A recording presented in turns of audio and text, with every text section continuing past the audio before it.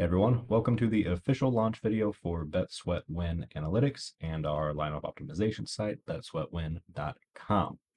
We're going to be going over some of the basics, what we have to offer here, what might set us apart from some competitors, and generally just run through the features that are available as almost like a tutorial type video of how to use the site. Now, I know some of you that may be watching this from my existing YouTube channel. This has been, this has been in the works for a long time, and it's been a slog to get through, but here we are. We're finally ready to start sharing it with some of you folks. So let's go ahead and hop in and see what we got going on. So right off the bat, you've got our landing page. You can ignore this video. That was a separate one I'd made for a partner that we had launched with previously. Some things have changed since then though, so you'll definitely want to reference this video instead of that one if for some reason you don't see this one first. We're going to go ahead and take a look at the lineup optimization site. And as you can see, it's going to be pretty standard, clear-cut, what you would expect for lineup optimization. You've got your daily schedule here. Got some filters based on position. You can search for players. Got your general information down here. We're actually not going to start with this. We're going to pop over and look at some of the other features, run through those real quick, and then come back and do a little bit more of a deep dive into the actual optimizer part. Now, I've just opened up some tabs here that have the other pages open already, so don't feel like you're missing anything with the screen just jumping around. First up, we're looking at our projected stats page, and we are going to go in order of what you see up here. So if you don't catch where I move to, it's just the next one over. For projected stats, this is what we're going to have for today's player stat projections. All of this is included in the table on our lineup optimizer tab. However, this is just a quick hitter look at the stats. Maybe you're going through looking for player props, trying to find good hits. This would be where you could come real quick and just take a look and see what they're at. Going to odds, we've got the days worth of games, team's record, money line odds, spread, and the over/under total. Looking at standings, pretty self-explanatory. We've got the basic standings for each team, what their playoff seed would be if the season ended today, point differential, streak, conference, division, records, things like that you would expect to see. We've got a system in place here to kind of keep track of who's starting for the games, anyone confirmed not playing, still waiting confirmation, etc. Moving forward to there, we have the pricing page, just 3 basic tiers. There is a free tier as well, not listed, that is alluded to in the all-star text, everything in the rookie tier plus. Rookie tier is going to be the free tier, so you don't have to pay to use the optimizer, but some of the features and functionalities will be behind a paywall to some degree. A lot of that's kind of listed here. I will be going through today, assuming I'm using the MVP pricing tier, just so we can walk through all of the features. And that way, you know everything that's there, whether you're going to pay for the tier to use it or not, completely up to you. But that way, at least you know what the options are. So if we go back to our lineup optimizer here, let's start to take a look and see what we have. Player level, min exposure, and max exposure. And real quick, I'm going to change our rows per page setting to 10 so we can get the scroll bar available without having to scroll up and down every time. So our player min exposure, our player max exposure, if you leave those blank, they go in as nothing, essentially. We'll get to later, you have the ability to put an exposure for the slate as a whole that will apply to every player. One thing to note, player level exposure does supersede slate level exposure. So if you are to put a slate exposure of 50%, but let's say Luka you really like tonight, you want his max exposure at 75%. If you put 75 in here and you put 50 in the slate exposure, Luka will run at a 75% possible max exposure. Every other player on the slate will run at a 50. So player level exposure does supersede slate level exposure. You can exclude players that you don't want to include in your optimization. You can lock players in that will force them on your lineups. Speaking of excluded players, we do have a couple tabs over here, one of them being excluded players. By default, the optimizer will filter out any player projected less than 2 points. So if you have a problem with that, by all means, that's fine. You're more than welcome to come into excluded players and include them, and that will put them back into the active player pool for the optimizer. Same thing with injuries. Anyone with an injury designation is going to be listed here. That does not exclude them necessarily from the optimizer. That just gives you a spot to go look at and see who has injury designations for the day, and maybe take that into account when you're looking at how you want to do exposures and stacks and things of that nature. If you want to see every single player total, you're going to notice that's the same as my pool plus excluded players. All that is every player.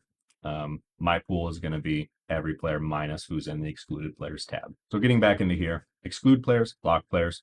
Lock will force them onto 100% of your lineups. View history. View history is going to show you some trends related to that player. So for here, it's going to be our salary difference is what we're showing here, what their salary is. So you can see salary trending up or down. And then we come down here and we're going to see that we have what we projected their points to be, what we projected their minutes to be, what their actual points were, and what their actual value was. Value being projected points divided by projected minutes. This is going to be a good thing to look at for just overall trending value and salary wise. If you've noticed that the salary has dropped below what it normally is, and you think they're going to be a good hit tonight, that'd be a good time to jump on them, and vice versa. You think the salary is inflated because everybody's been on them. Maybe you want to, pull away and give them a low max exposure. We'll also give you some high level analysis here. Got their lowest scoring game over that period, their highest scoring game over that period, and then just kind of a breakdown on how often their value falls within certain bands. And that's going to be it for the history. Then we have our general player information. You are able to change the projected points here. So you can edit it manually, player by player, if you want.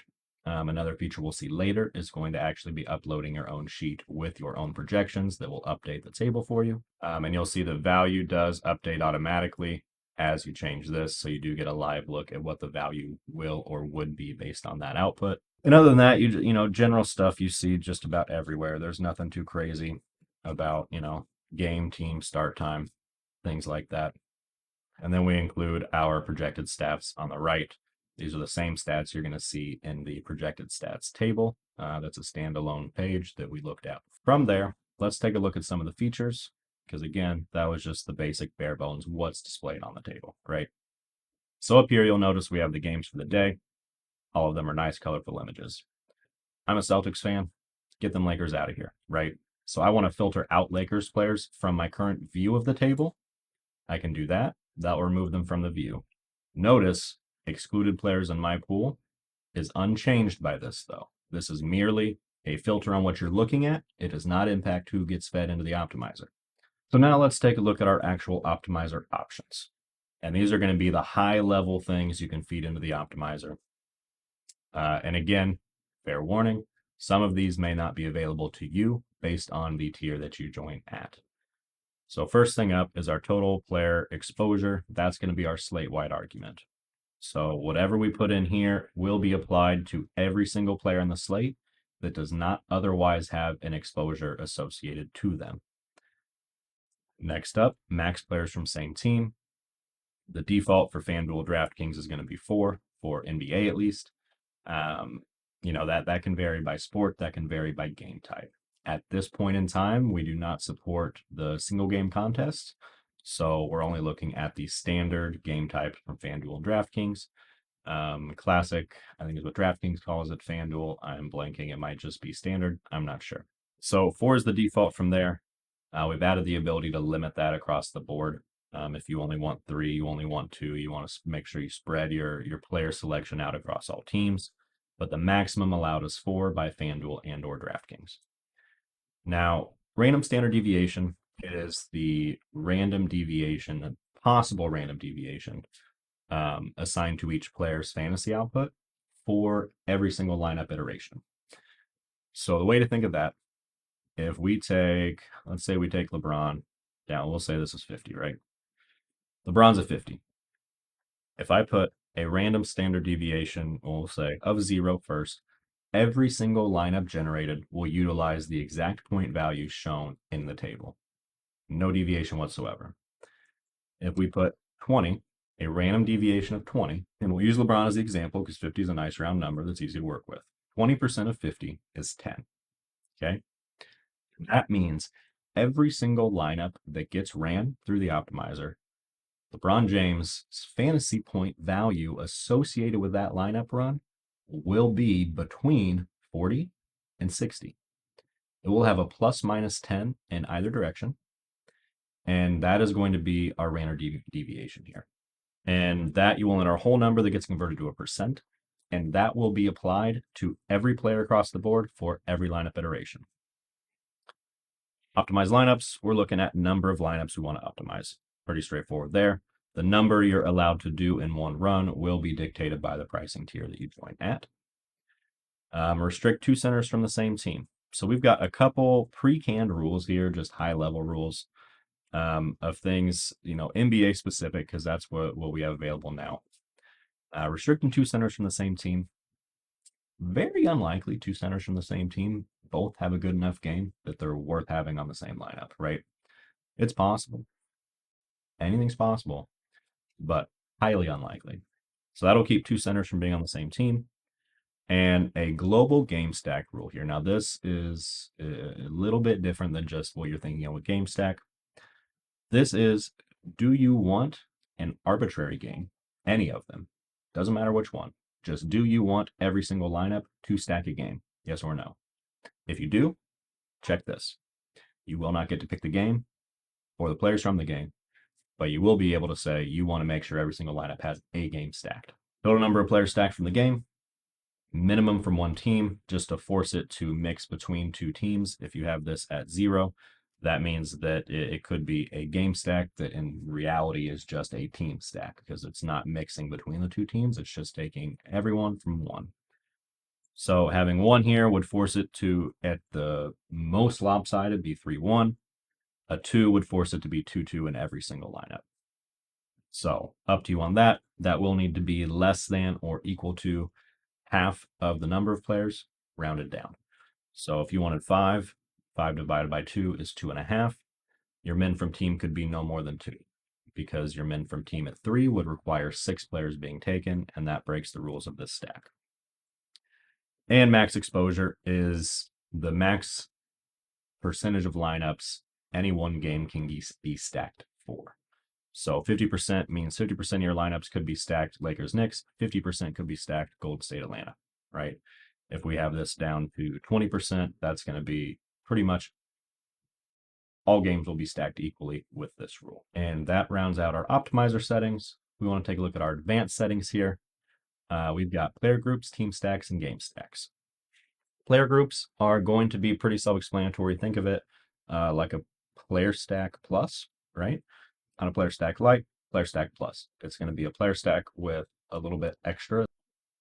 So we want to create a player group. We can name it whatever we want. Test 1. A lot of the same things we talked about with the game stack, right? Min from group, max exposure.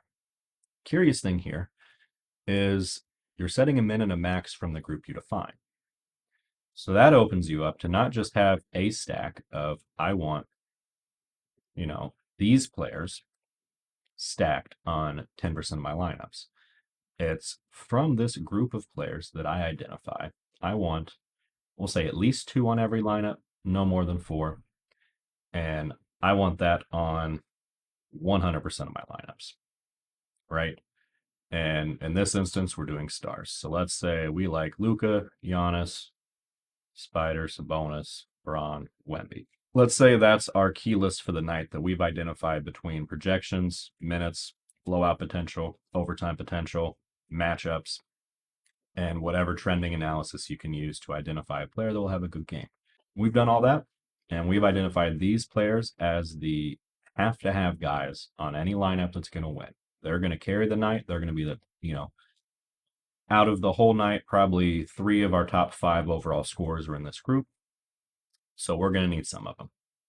So I'm going to say in every single lineup, I want at least 2 of them, no more than 4. Turn it on. Then I'm going to say, let's look at role players. Now we'll scroll down a little bit, and you can search by name too if you want. It's not a huge deal. Let's say Karis LeVert, Bobby Portis, Malik Monk, Rui Hachimura, and Christian Wood, right? Now we'll throw Grant Williams too. He used to be a Celtic. So now we have our role players we like for the night. And this could be any combination of things. Maybe they're getting a start because somebody's out and their salary doesn't reflect that. Maybe they've been on a hot streak shooting wise. Maybe you think they just have a great matchup. Maybe you think that, your team's going to get one of the teams is going to get up big. and maybe the role players bench guys are going to get a lot more minutes than normal. Could be any combination of things. Now from here, I'm going to say minimum of 1, no more than 2, and only on half of my lineups. Now, you can have your own philosophies on how important role players are. We're just doing a test example here. So let's say we put that in, boom. Now what this means is for every single lineup I make, I will have at least 2 stars, as many as 4 stars. For my role players, on half the lineups, I will have at least 1 of my identified role players, and at most 2. Now it is possible, I will say, it is possible for you to end up with more than 2 from a player group on a lineup. However, it will not be forced. That just means that the optimizer itself has identified that of the players still available after you've got your stacked players in, out of the players still available, they are the best fit for this lineup based on position, team, salary, and points.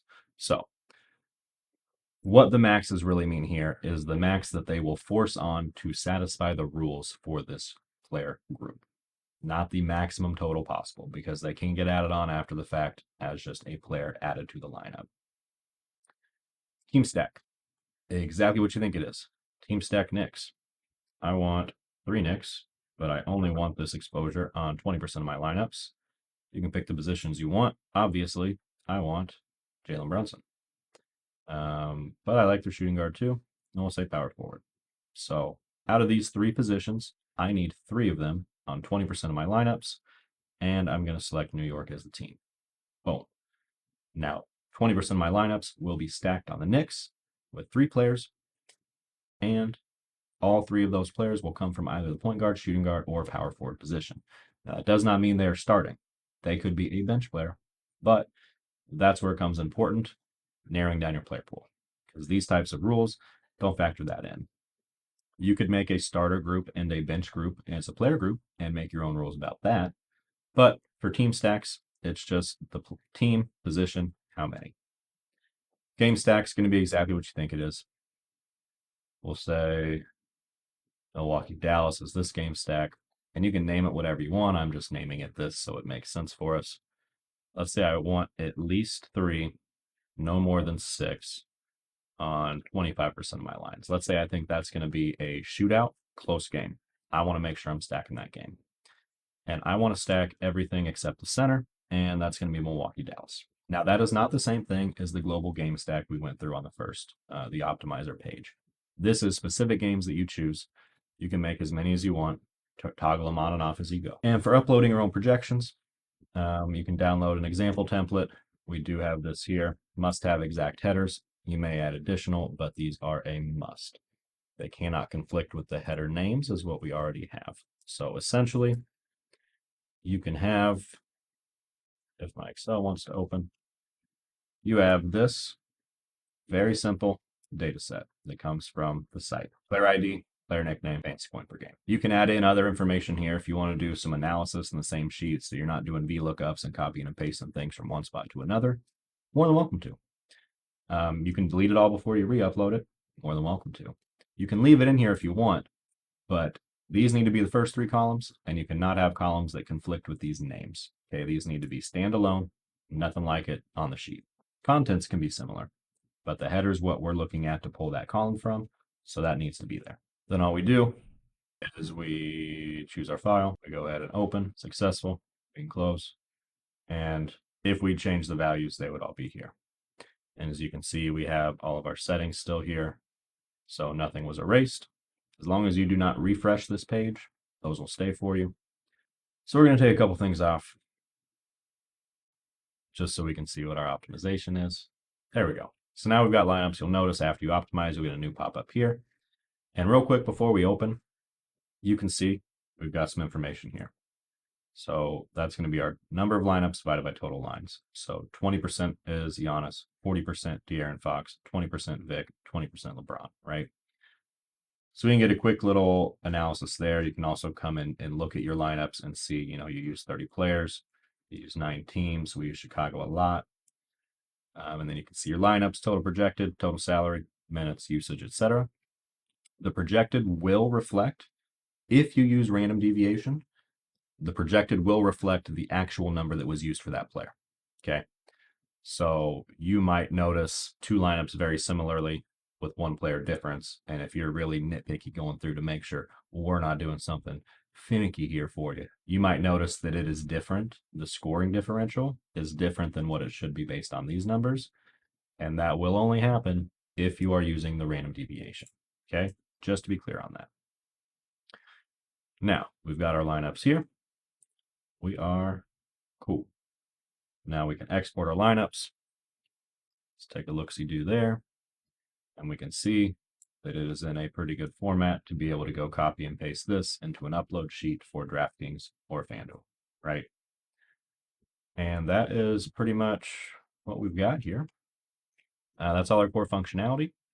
That's all of the optimizer features. The only thing really left to say is good luck. And I know NBA is all we have live right now. However, we will be live with NFL by the start of next season. Just by the time we got everything up and running, it wasn't worth spinning up everything separate for, a couple weeks of NFL. So we would rather take the time, make sure we do it right, and make sure we have everything ready we want to go for NFL. But for the remainder of the NBA season and for future seasons going forward, we got you right here. And just to prove that DraftKings is real, we do have DraftKings as well. I guess I didn't open DraftKings. So there you go. Happy playing and good luck, everybody, unless you're playing against me. And then, sorry, but good luck to me. See y'all next time.